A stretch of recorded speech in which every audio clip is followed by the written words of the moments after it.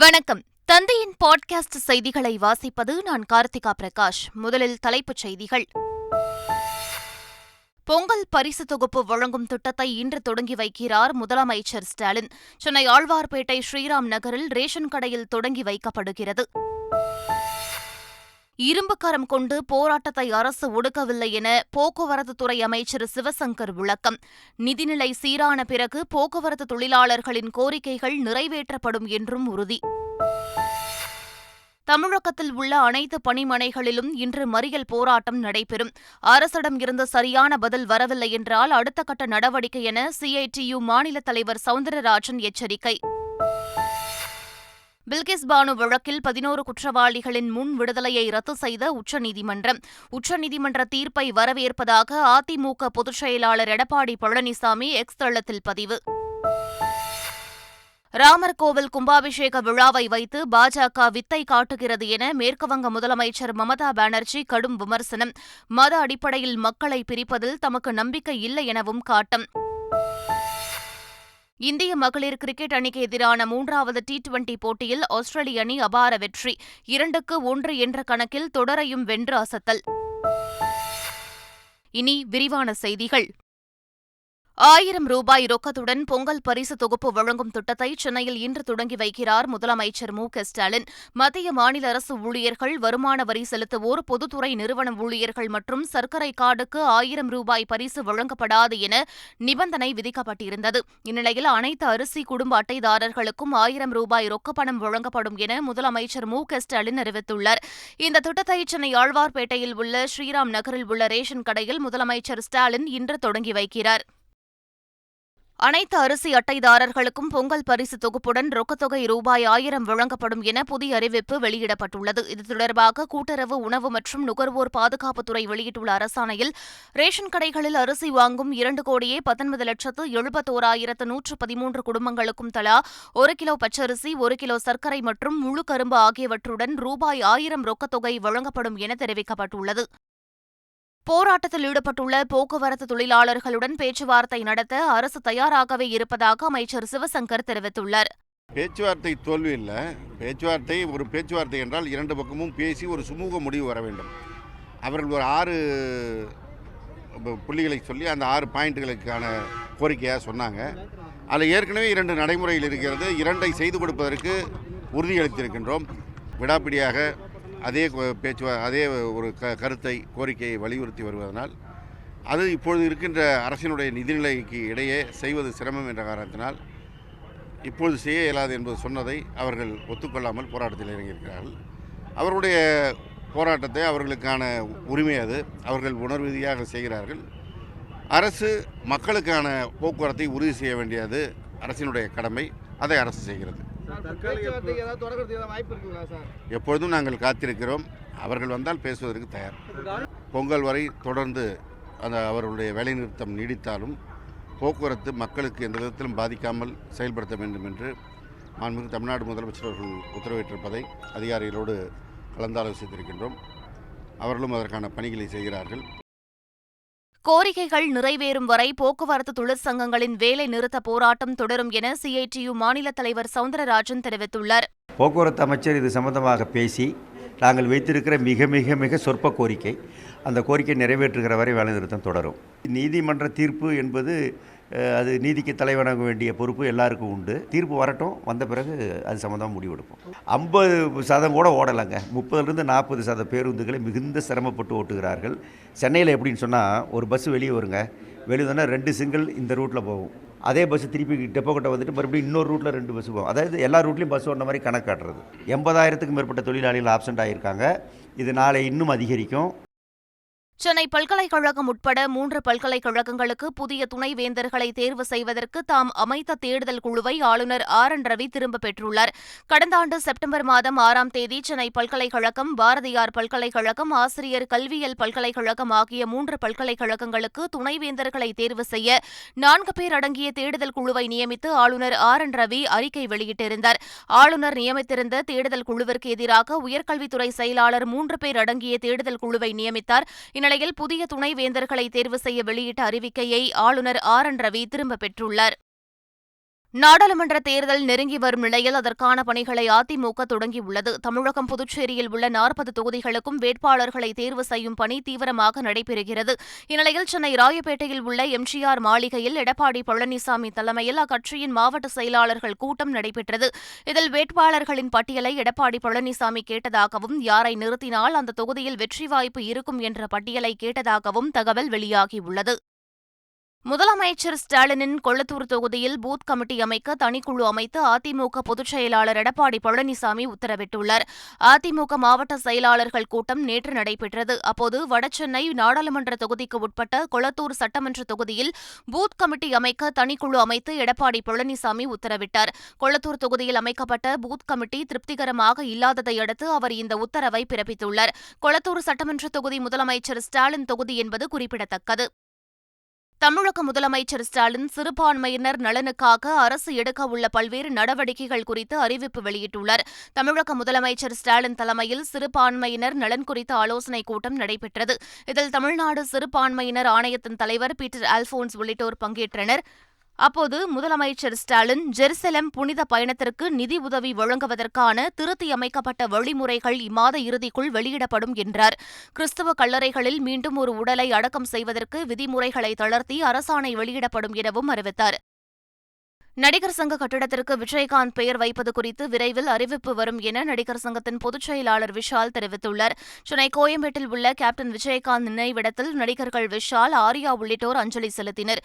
பின்னர் செய்தியாளர்களிடம் பேசிய நடிகர் விஷால், கலை உலகம் மட்டுமின்றி பொதுமக்கள் மத்தியிலும் நல்ல மனிதர் என்று பேர் வாங்கிய ஒரு அரசியல்வாதி என பெருமிதம் தெரிவித்தார். மறைந்த விஜயகாந்திற்கு நடிகர் சங்கம் சார்பில் வருகின்ற 19ஆம் தேதி இரங்கல் கூட்டம் நடத்தப்படும் என்றும் நடிகர் விஷால் தெரிவித்தார். உலக முதலீட்டாளர் மாநாட்டில் தமிழக முதலமைச்சர் ஸ்டாலினுக்கு மறுசுழற்சி செய்யப்பட்ட பிளாஸ்டிக் மூலம் தயாரிக்கப்பட்ட டி-ஷர்ட்டை பரிசளிக்கப்பட்டது. கரூரில் உள்ள ரெங்கா பாலிமர் நிறுவனம் பிளாஸ்டிக் பாட்டில்களை மறுசுழற்சி செய்து அதன் மூலம் ஆடைகளை தயாரித்து வருகிறது. இந்நிலையில் அந்த நிறுவனத்தின் உரிமையாளர் உலக முதலீட்டாளர்கள் மாநாட்டின்போது முதலமைச்சர் ஸ்டாலினை சந்தித்து அவருக்கு மறுசுழற்சி செய்யப்பட்ட பிளாஸ்டிக் மூலம் தயாரிக்கப்பட்ட டி-ஷர்ட்டை பரிசளித்துள்ளார். ஏற்கனவே பிளாஸ்டிக் பாட்டில்களை மறுசுழற்சி செய்து ரெங்கா பாலிமர் நிறுவனம் தயாரித்த துணியினை கொண்டு உருவாக்கப்பட்ட கோட்டினை கடந்த ஆண்டு மக்களவை கூட்டத்தொடரின்போது பிரதமர் மோடி அணிந்திருந்தது குறிப்பிடத்தக்கது.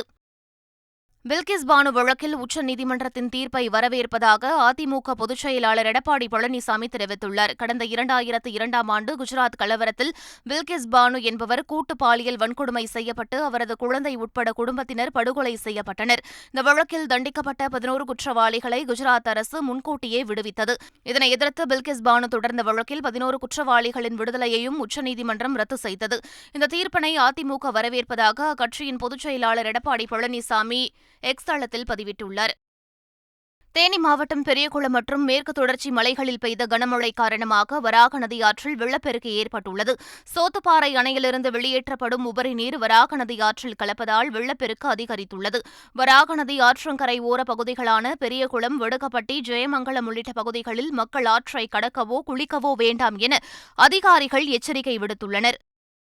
தேனி மாவட்டம் மயிலாடும்பாறை கிராமத்திற்குள் தண்ணீர் புகுந்ததால் பொதுமக்கள் அனைவரும் கிராமத்தை விட்டு அப்புறப்படுத்தப்பட்டுள்ளனர். வைகை ஆற்றில் ஏற்பட்ட வெள்ளப்பெருக்கு காரணமாக தேனி மாவட்டத்தில் உள்ள பெரியகுளம் கண்மாய் நிரம்பி மயிலாடும்பாறை கிராமத்திற்குள் தண்ணீர் புகுந்துள்ளது. போலீசார் மற்றும் தீயணைப்புத் துறையினர் முன்னெச்சரிக்கை நடவடிக்கையாக பொதுமக்களை கிராமத்திலிருந்து அப்புறப்படுத்தியுள்ளனர். பெருநகர சென்னை மாநகராட்சிக்கு உட்பட்ட பகுதிகளில் 8 மற்றும் 9 ஆகிய தேதிகளில் நடத்தப்பட்ட சிறப்பு முகாம்களில் பொதுமக்களிடமிருந்து 9174 கோரிக்கை மனுக்கள் பெறப்பட்டுள்ளன. இந்த முகாம்களில் பெறப்பட்ட மனுக்கள் சம்பந்தப்பட்ட துறைகளால் 30 நாட்களுக்குள் பரிசீலிக்கப்பட்டு உரிய சேவைகள் மக்களுக்கு வழங்கப்படும் என்று தெரிவிக்கப்பட்டுள்ளது.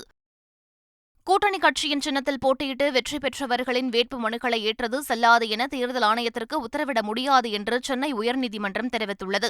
கடந்த மக்களவைத் தேர்தலின்போது அதிமுக, திமுக சின்னத்தில் போட்டியிட்ட மற்ற கட்சிகளின் வேட்பாளர்களின் வேட்பு மனுவை தேர்தல் ஆணையம் ஏற்றது செல்லாது என அறிவிக்க கோரியும், திமுக சின்னத்தில் போட்டியிட்டு வெற்றி பெற்ற 4 பேரின் வெற்றியை செல்லாது என அறிவிக்க கோரியும் ரவி என்பவர் வழக்கு தொடர்ந்திருந்தார். வழக்கை விசாரித்த சென்னை உயர்நீதிமன்றம் தேர்ந்தெடுக்கப்பட்ட மக்கள் பிரதிநிதியின் தேர்தலை எதிர்த்துதான் வழக்கு தொடர முடியும் என்று கூறி உத்தரவிட மறுத்துவிட்டது. லட்சத்தீவில் புதிய விமான நிலையம் அமைக்க மத்திய அரசு திட்டமிட்டுள்ளதாக தகவல் வெளியாகியுள்ளது. லட்சத்தீவில் சிறிய அளவில் அகத்தி விமான நிலையம் மட்டும் உள்ள நிலையில் மினிசோப் தீவில் ராணுவ மற்றும் சிவில் விமானங்களை இயக்கும் வகையில் விமான நிலையத்தை கட்டமைக்க மத்திய அரசு திட்டமிட்டுள்ளது என அரசு தரப்பு தகவல்கள் தெரிவிக்கின்றன. அரபிக்கடலில் பாதுகாப்பு கண்காணிப்பை வலுவாக்க இந்திய கடலோர காவல்படை ஏற்கனவே முன்மொழிந்திருந்ததாகவும் இப்போது இந்த திட்டத்தில் மத்திய அரசு கூடுதல் கவனம் செலுத்துவதாகவும் தகவல்கள் வெளியாகியுள்ளன. ராமர் கோவில் கும்பாபிஷேக விழாவை வைத்து பாஜக வித்தை காட்டுகிறது என மமதா பானர்ஜி விமர்சனம் செய்துள்ளார். மேற்குவங்க மாநிலம் தெற்கு 24 பர்கானாஸ் மாவட்டத்தில் பொது நிகழ்ச்சியில் பேசிய மமதா, மக்களை மத அடிப்படையில் பிரிப்பதில் தனக்கு நம்பிக்கை இல்லை என்றார். நீதிமன்ற உத்தரவுப்படி நடக்கும் கோவில் திறப்பு விழாவை வைத்து தேர்தலுக்கு முன்பாக பாஜக வித்தை காட்டி வருகிறது என குற்றம் சாட்டியவர், மற்ற சமூகங்களை ஒதுக்கி வைக்கும் விழாக்களை ஆதரிப்பது கிடையாது என தெரிவித்துள்ளார். முல்லைப் பெரியாறு அணை பாதுகாப்பு பராமரிப்பு பணியை மேற்பார்வை குழு மட்டுமே மேற்கொள்ள உத்தரவிடும் கேரள அரசின் கோரிக்கையை நிராகரிக்க வேண்டும் என தமிழ்நாடு அரசு உச்சநீதிமன்றத்தில் பதில் மனு தாக்கல் செய்துள்ளது. முல்லைப் பெரியாறு அணை பாதுகாப்பு பராமரிப்பு பணியை மேற்பார்வை குழு மட்டுமே மேற்கொள்ள உத்தரவிடக் கோரிய ஜோசப் உள்ளிட்டோர் தாக்கல் செய்த மனுக்கள் தொடர்பாக உச்சநீதிமன்றத்தில் தமிழ்நாடு அரசு பதில் மனு தாக்கல் செய்துள்ளது. அதில் உச்சநீதிமன்ற உத்தரவின்படி அணையை பலப்படுத்தும் பணிகள் நிறைவடைந்த பிறகு முல்லைப் பெரியாறு அணையின் பாதுகாப்பு தொடர்பான ஒருங்கிணைந்த அர்த்தமுள்ள ஆய்வை தமிழ்நாடு அரசு மேற்கொள்ளும் என்றும், முல்லைப் பெரியாறு அணை நீரியல் ரீதியாகவும் நில அதிர்வுகளை தாங்கும் வகையிலும் கட்டுமான வகையிலும் வலுவாக உள்ளது என்றும் குறிப்பிட்டுள்ளது. பிரதமர் நரேந்திர மோடிக்கு நிகரான தலைவராக ராகுல்காந்தியை கருத முடியாது என்று எம்பி கார்த்தி சிதம்பரம் தெரிவித்த கருத்துக்கு தமிழ்நாடு காங்கிரஸ் கமிட்டியின் ஒழுங்கு நடவடிக்கை குழு நோட்டீஸ் அனுப்பியுள்ளது. 2 வாரங்களுக்கு முன்னர் தந்தி டிவியின் கேள்விக்கு என்ன பதில் நிகழ்ச்சியில் கார்த்திக் சிதம்பரம் தெரிவித்த கருத்து அரசியல் ரீதியாக பேசுபொருளானது. இந்த காணொலி இணையதளத்தில் வேகமாக பரவிய நிலையில் தனது பேச்சுக்கு முறையாக விளக்கம் அளிக்க கோரி கார்த்தி சிதம்பரத்திற்கு காங்கிரஸ் ஒழுங்கு நடவடிக்கை குழு நோட்டீஸ் அனுப்பியுள்ளது. ஏற்கனவே பலமுறை காங்கிரஸை விமர்சித்து சர்ச்சையில் சிக்கியதால் கார்த்தி மீது கட்சித் தலைமை ஒழுங்கு நடவடிக்கை எடுக்கலாம் என காங்கிரஸ் வட்டாரங்கள் தெரிவித்துள்ளன. தனுஷின் கேப்டன் மில்லர் திரைப்படத்தை சட்டவிரோதமாக இணையதளங்களில் வெளியிட தடை விதித்து சென்னை உயர்நீதிமன்றம் உத்தரவிட்டுள்ளது. பொங்கல் பண்டிகையை முன்னிட்டு ஜனவரி 12ஆம் தேதி படம் திரையரங்குகளில் வெளியாகும் நிலையில் சட்டவிரோதமாக இணையதளங்களில் வெளியாவதற்கு தடை விதிக்க கோரி படத்தின் தயாரிப்பு நிறுவனம் வழக்கு தொடர்ந்தது. இந்த வழக்கை விசாரித்த உயர்நீதிமன்றம் கேப்டன் மில்லர் படத்தை 1166 இணையதளங்களில் சட்டவிரோதமாக வெளியிட தடை விதித்து உத்தரவிட்டார். கர்நாடக மாநில ஆளுநர் தாவர்சந்த் கெலாட்டிற்கு கொரோனா தொற்று உறுதி செய்யப்பட்டுள்ளது. இதுகுறித்து அம்மாநில ஆளுநர் மாளிகை வெளியிட்டுள்ள அறிக்கையில், ஆளுநர் தாவர்சந்த் கெலாட்டிற்கு கொரோனா தொற்று உறுதி செய்யப்பட்டுள்ளதாகவும் இதனையடுத்து அவர் வீட்டில் தனிமைப்படுத்திக் கொண்டுள்ளதாகவும் தெரிவிக்கப்பட்டுள்ளது. மேலும் மறு அறிவிப்பு வரும் வரை அவரது நிகழ்ச்சிகள் அனைத்தும் ரத்து செய்யப்படுவதாகவும் அந்த அறிக்கையில் தெரிவிக்கப்பட்டுள்ளது. தேசிய விளையாட்டு விருதுகளை வென்ற வீரர் வீராங்கனைகள் உலகரங்கில் இந்தியாவை உயர்த்தி காண்பிப்பதாக பிரதமர் நரேந்திர மோடி பாராட்டு தெரிவித்துள்ளார். குடியரசுத் தலைவரிடம் அர்ஜுனா விருது, துரோணாச்சாரியார் விருது, கேல் ரத்னா விருது பெற்ற வீரர்கள், பயிற்சியாளர்களுக்கு வாழ்த்து தெரிவித்த பிரதமர் மோடி, இவர்களின் சாதனைகளும் அசைக்க முடியாத அர்ப்பணிப்பும் நமது தேசத்திற்கு உத்வேகம் அளிப்பதாக புகழ்ந்துள்ளார். முதுநிலை மருத்துவ நீட் நுழைவுத் தேர்வுக்கான நடைமுறை கடந்த 7ஆம் தேதி தொடங்கிய நிலையில் மார்ச் 3ஆம் தேதி தேர்வு நடைபெறும் என முன்னதாக அறிவிக்கப்பட்டிருந்தது. இந்நிலையில் தேர்வுகள் நடைபெற மேலும் தாமதமாகும் என தெரிவிக்கப்பட்ட நிலையில் தற்போது முதுநிலை நீட் நுழைவுத் தேர்வு ஜூலை 7ஆம் தேதி நடைபெறும் என அறிவிக்கப்பட்டுள்ளது. மேலும் முதுநிலை மருத்துவ படிப்புகளுக்கான கவுன்சிலிங் ஆகஸ்ட் மாதம் 15ஆம் தேதி நடைபெறும் எனவும் தேசிய தேர்வு முகமை அறிவித்துள்ளது. ஜப்பானில் மீண்டும் சக்தி வாய்ந்த நிலநடுக்கம் ஏற்பட்டது. புத்தாண்டு தினத்தன்று ஏற்பட்ட நிலநடுக்கம் காரணமாக 200க்கும் மேற்பட்டோர் உயிரிழந்த நிலையில் மீண்டும் அதே பகுதியில் நிலநடுக்கம் ஏற்பட்டுள்ளது. பிற்பகல் 2:29 மணிக்கு ஹொன்சுவின் மேற்கு கடற்கரைக்கு அருகில் 46 கிலோமீட்டர் ஆழத்தில் சக்தி வாய்ந்த நிலநடுக்கம் உணரப்பட்டதாக குறிப்பிட்டுள்ள ஜப்பான் வானிலை ஆய்வு மையம் ரிக்டர் அளவில் 6ஆக பதிவானதாக தெரிவித்துள்ளது. சுனாமி எச்சரிக்கை எதுவும் விடுக்கப்படவில்லை. மீண்டும் தலைப்புச் செய்திகள். பொங்கல் பரிசு தொகுப்பு வழங்கும் திட்டத்தை இன்று தொடங்கி வைக்கிறார் முதலமைச்சர் ஸ்டாலின். சென்னை ஆழ்வார்பேட்டை ஸ்ரீராம் நகரில் ரேஷன் கடையில் தொடங்கி வைக்கப்படுகிறது. இரும்புக்கரம் கொண்டு போராட்டத்தை அரசு ஒடுக்கவில்லை என போக்குவரத்துத்துறை அமைச்சர் சிவசங்கர் விளக்கம். நிதிநிலை சீரான பிறகு போக்குவரத்து தொழிலாளர்களின் கோரிக்கைகள் நிறைவேற்றப்படும் என்றும் உறுதி. தமிழகத்தில் உள்ள அனைத்து பணிமனைகளிலும் இன்று மறியல் போராட்டம் நடைபெறும். அரசிடம் இருந்து சரியான பதில் வரவில்லை என்றால் அடுத்த கட்ட நடவடிக்கை என CITU மாநில தலைவர் சவுந்தரராஜன் எச்சரிக்கை. பில்கிஸ் பானு வழக்கில் 11 குற்றவாளிகளின் முன் விடுதலையை ரத்து செய்த உச்சநீதிமன்றம். உச்சநீதிமன்ற தீர்ப்பை வரவேற்பதாக அதிமுக பொதுச் செயலாளர் எடப்பாடி பழனிசாமி எக்ஸ் தளத்தில் பதிவு. ராமர் கோவில் கும்பாபிஷேக விழாவை வைத்து பாஜக வித்தை காட்டுகிறது என மேற்குவங்க முதலமைச்சர் மமதா பானர்ஜி கடும் விமர்சனம். மத அடிப்படையில் மக்களை பிரிப்பதில் தமக்கு நம்பிக்கை இல்லை எனவும் காட்டம். இந்திய மகளிர் கிரிக்கெட் அணிக்கு எதிரான 3வது T20 போட்டியில் ஆஸ்திரேலிய அணி அபார வெற்றி. 2-1 என்ற கணக்கில் தொடரையும் வென்று அசத்தல். இத்துடன் பாட்காஸ்ட் செய்திகள் நிறைவு பெறுகின்றன. வணக்கம்.